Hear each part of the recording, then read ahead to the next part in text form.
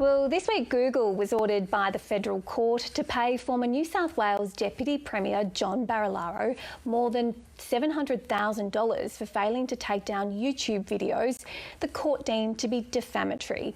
It all centres on two videos uploaded by the channel Friendly Geordies that were considered by the court as racist hate speech. The judge found the tech giant failed to apply its own policies when complaints were made by Mr Barilaro's staff. The ruling has reignited the debate over what roles tech companies have in policing content on their sites and whether they are in fact publishers in the way that traditional media like the ABC or News Corp are. And we might just have a listen to Mr Barilaro outside court earlier this week.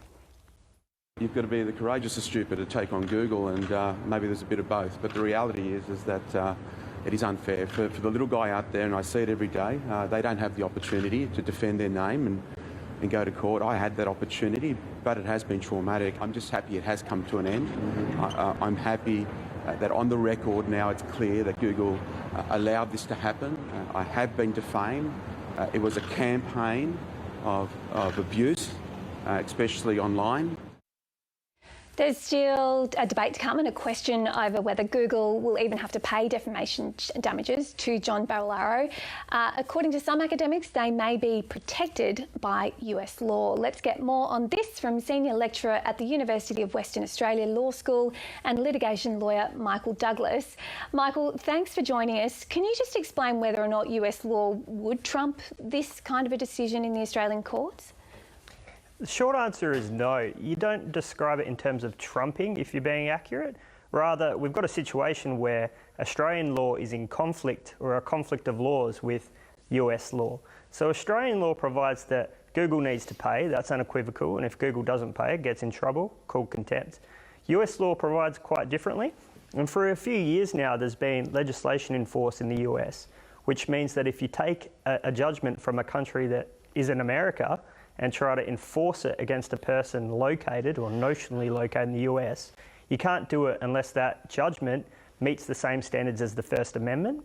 So if this judgment were to be taken and enforced in the US, I would presume that that law would apply and therefore Google wouldn't have to pay.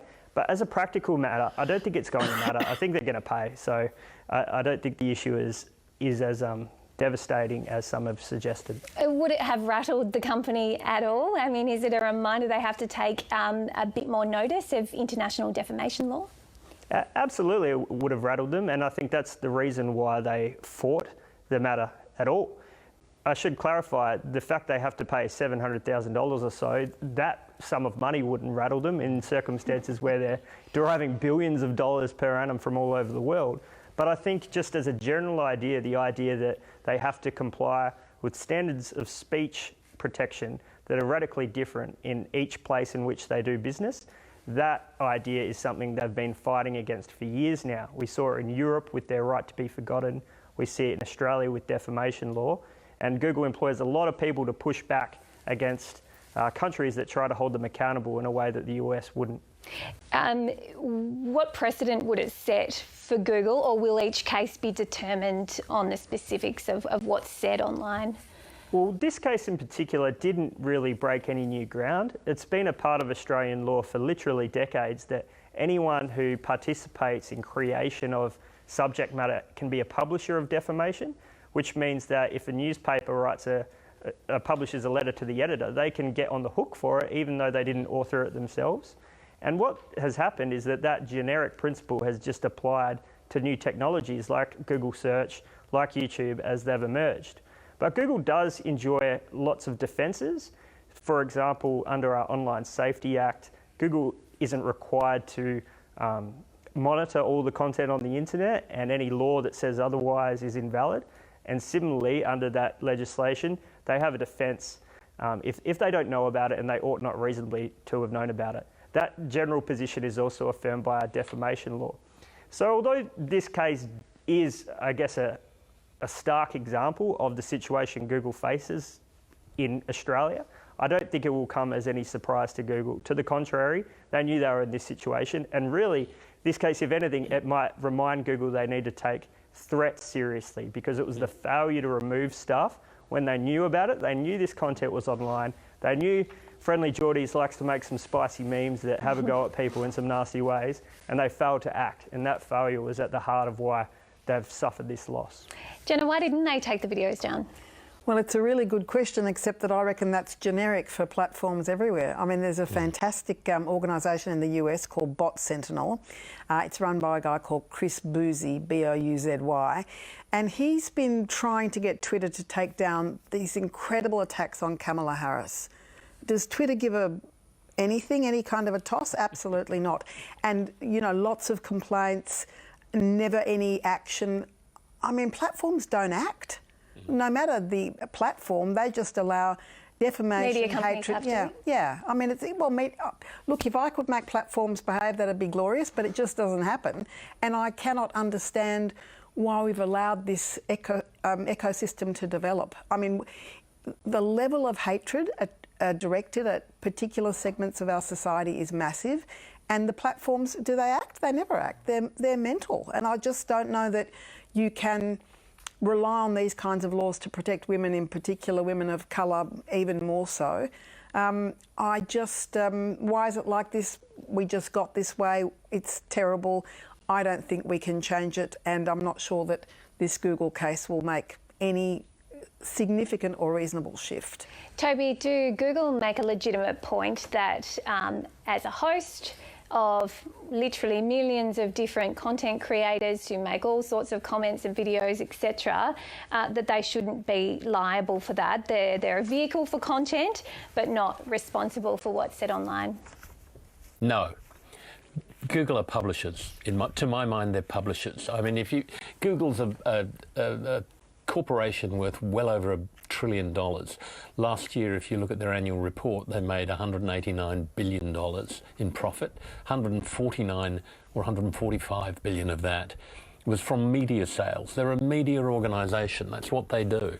And any media organisation has to take responsibility. If I say something defamatory on here, I should be sued, you should be sued for publishing it. And Google should be too. You know, Google annoy me, as do all these large tech companies. You know, we've got a $13 billion media industry in Australia.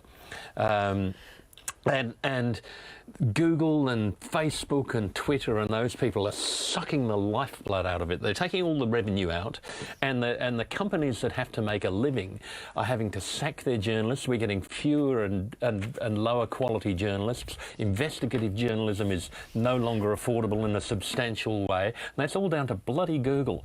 And you know, when they sell you space, they're selling it as an Australian company, but then I'm sure they price it somewhere else. When you're suing them, they can decide to be Google America. When they're paying their tax, they're probably Google Cayman Islands. These people are despicable, and we need to stamp on them.